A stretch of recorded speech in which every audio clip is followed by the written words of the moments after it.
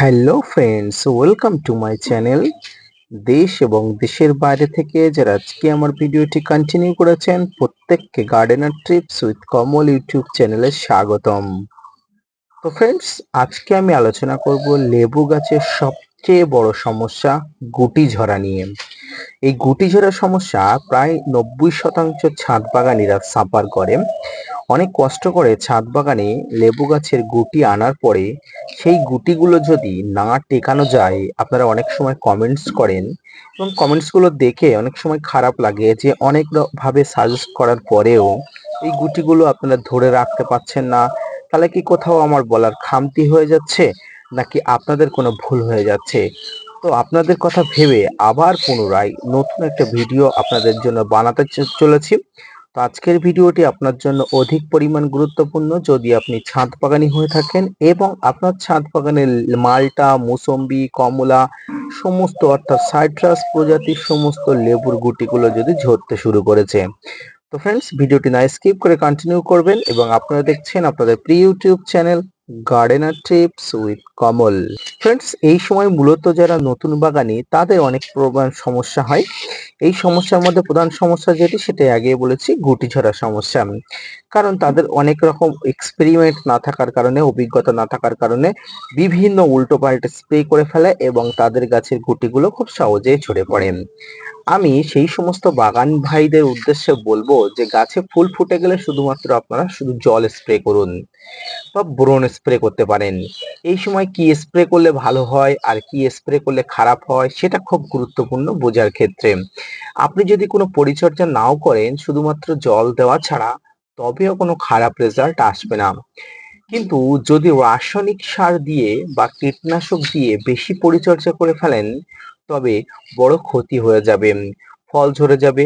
যারা নতুন বাগান করছেন তাদের বলবো রাসায়নিক সার থেকে অবশ্যই বিরত থাকুন। নির্দিষ্ট একজনকে ফলো করুন, অর্থাৎ আপনার ছাদ বাগানে সমস্ত গাছদের পরিচর্যা নিয়ে যিনি ভিডিও করেন, আপনারা যাকে ফলো করেন নির্দিষ্ট একজনকে ফলো করুন, তাহলে ভালো রেজাল্ট পাওয়া যাবে। কারণ অধিক জনের ভিডিও দেখে অধিক রকম পরিচর্যা করলে আপনার ফলগুলো খুব সহজে ড্রপ হয়ে যাওয়ার সম্ভাবনা থাকে। অনেকের মনে প্রশ্ন থাকে যে এই সময় আমরা কি ব্যবহার করব, কি স্প্রে করব যাতে লেবুগুলো ভালো থাকে আর ফুলগুলো ঝরে পড়া বন্ধ হয়। সব ভ্যারাইটির পরিচর্যা একই, অর্থাৎ মালটা, মুসম্বি, কমলা, সাইট্রাস প্রজাতির সমস্ত লেবু গাছের পরিচর্যা একই। শীতের সময় ডরমেন্সি দশা ছিল, তখন খাবার দেওয়া হয়নি, তখন ফুল প্রথমে আসতে শুরু করেছিল। সেই সময় ফুল ফোটার আগে কীটনাশক এবং ফাঙ্গিসাইড স্প্রে করতে হয়, যেটা আমি করেছিলাম, যার জন্য আজকে আমার গাছে এত ফুল থেকে এত ফল দাঁড়িয়েছে। কীটনাশকের মধ্যে আপনারা যেটা করবেন, ইমিডাক্লোপিড ও স্প্রিং স্প্রে করতে হবে। সেটি বারবার স্প্রে করার কোনো দরকার নেই, শুধুমাত্র ফুল আসার পরে গুটি ধরার আগে অর্থাৎ ফুল প্রস্ফুটিত হওয়ার আগে এটি একবার স্প্রে করতে হয়। তবে একটি কথা বারবার আমি রিপিট করছি, সেটা হচ্ছে ফুল ধরা অবস্থায় অর্থাৎ প্রস্ফুটিত অবস্থায় কোনোভাবেই গাছে কোনো স্প্রে করবেন না। এই অবস্থায় যদি আপনি না বুঝে স্প্রে করেন, তাহলে আপনার গাছে যে ফুল আছে অর্থাৎ নতুন গুটি এসছে বা নতুন ফুল এসছে, প্রস্ফুটিত ফুল আছে, এই সমগ্র প্রস্ফুটিত ফুলগুলো সহজেই ঝরে পড়ে যাবে। এই সময় আপনারা বোরন এবং জিঙ্ক স্প্রে করতে পারেন। এর সাথে গুটি বাঁধতে শুরু করলে আপনারা এনপিকে 18-18-18 বা 19-19-19 বা 20-20-20 অর্থাৎ ইকুয়াল রেশিও যে এনপিকে গুলো আছে সেই এনপিকে গুলো আপনারা স্প্রে করতে পারেন। গুটিগুলো মার্বেল সাইজ বা মটর দানার মতো হয়ে গেলে আপনারা এই সময় গাছের গোড়ায় খুঁচিয়ে কোনো রকম খাবার দেবেন না। সবসময় মনে রাখবেন, এই সময় গাছকে কোনোভাবেই বিরক্ত করা যাবে না। যখন গুটিগুলো আপনার মার্বেল সাইজ হয়ে যাবে তখন কিছু খাবার দিতে হবে, কিন্তু সেই খাবারগুলো স্প্রে ফর্মে খাবার দিতে হবে। আপনারা যদি গাছের গোড়া খোঁড়াখুড়ি করেন, তাহলে কিন্তু গাছের হিতে বিপরীত হতে পারে।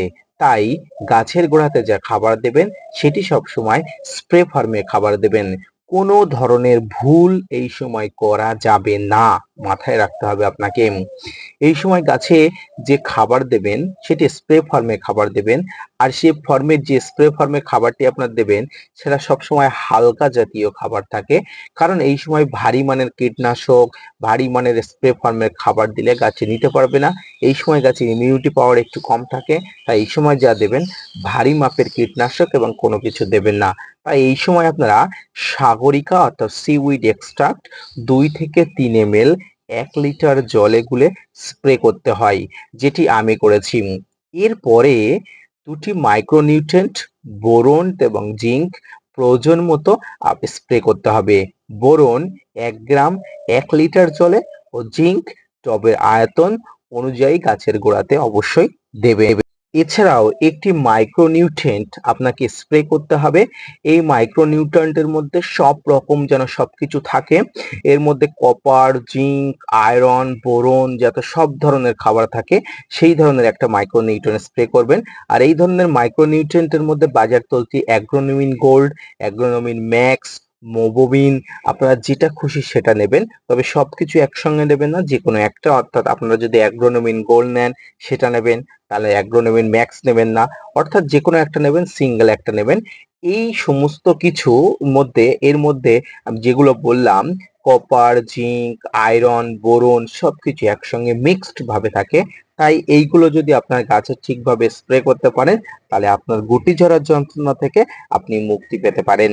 ফ্রেন্ডস, এই পদ্ধতিতে আপনার গাছকে সমস্ত ভাবেই রকম ভাবেই পরিচর্যা করতে হয়, অর্থাৎ গুটি ঝরা বন্ধ করার জন্য আপনাকে কোনো ধরনের একটা সিঙ্গেল ভুলও করা যাবে না, তাহলে কিন্তু আপনার এই শখের গুটিগুলো খুব সহজে ঝরে পড়ে যাবে। এবং সবসময় মনে রাখবেন, গাছে যখন খাবার দেবেন তখন, অর্থাৎ স্প্রে ফর্মে যখন খাবার দেবেন তখন সবসময় সকালে দেবেন, এবং যখন কীটনাশক এবং ফাঙ্গিসাইড দেবেন সবসময় বিকালের সময় দেবেন।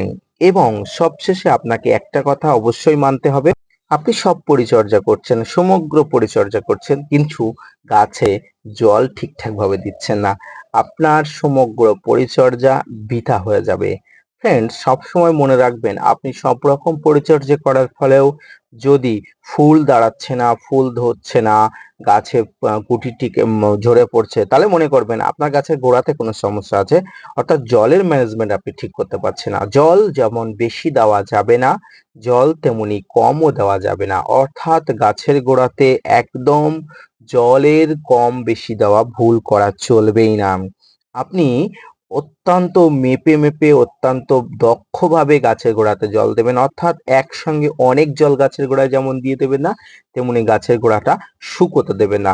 তাই আপনি সবসময় গাছের গোড়াটা সকালের দিকে অল্প করে ভিজিয়ে দেবেন এবং দুপুরের পরে অল্প করে ভিজিয়ে দেবেন, যাতে গাছের গোড়াটা না শুকিয়ে যায়। এবং এই সময় গাছের গোড়াটা সব থেকে বেশি ভালো হয় মালচিং করতে, অর্থাৎ প্রচন্ড গরম পড়ছে এবং গাছের গোড়াটা তাড়াতাড়ি শুকিয়ে যাচ্ছে, তাই শুকনো পাতা দিয়ে গাছের গোড়াটা মালচিং করে দিলে গাছের গোড়াটা শুকানো কম হয়, তাতে ফুলগুলো বা মুকুলগুলো বা গুটিগুলো ঝরে পড়ার সম্ভাবনা কম থাকে। লেবু গাছের পরিচর্যা সম্পর্কিত আজকের এই ভিডিওটি, অর্থাৎ গুটি ঝরে পড়া আর সমস্যা এবং তার সমাধান সম্পর্কিত আজকের এই ভিডিওটি যদি ভালো লেগে থাকে অবশ্যই লাইক, কমেন্ট, শেয়ার এবং সাবস্ক্রাইব করবেন। পাশাপাশি gardener TRIPS with Kamal YouTube চ্যানেলকে সাপোর্ট করবেন। আপনাদের জন্য প্রতিনিয়ত তথ্য নিয়ে ভিডিও বানাই। আপনারা যদি মোটিভেট করেন, ভিডিও বানাতে আগ্রহী হই এবং নতুন নতুন ভিডিও বানাতে উৎসাহী হই। দেখা হচ্ছে পরবর্তী কোনো ভিডিও নিয়ে, ততক্ষণ সঙ্গে থাকবেন। আর হ্যাঁ, gardener TRIPS with Kamal YouTube চ্যানেলকে সাবস্ক্রাইব করতে ভুলবেন না। লেবু গাছে এই ধরনের থোকায় থোকায় ফুল এবং থোকায় থোকায় ফল পেতে হলে আজকের আমার দেওয়া পরিচর্যাটি আপনারা এখনো পর্যন্ত যদি না করে থাকেন শুরু করুন, আপনারা সফল হবেন।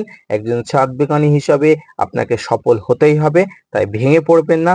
আজকের পরিচর্যাটি দেখুন এবং আপনার গাছে যদি এখনো গুটি থেকে থাকে এইভাবে পরিচর্যা করুন। এবং আমি বলবো, আমাকে ফলো করলে বা আপনারা যাকেই ফলো করুন না কেন একজনকে ফলো করবেন, যাতে অধিক পরিমাণ পরিচর্যা একসঙ্গে গুলিয়ে না যায়। ধন্যবাদ ভিডিওটি দেখার জন্য।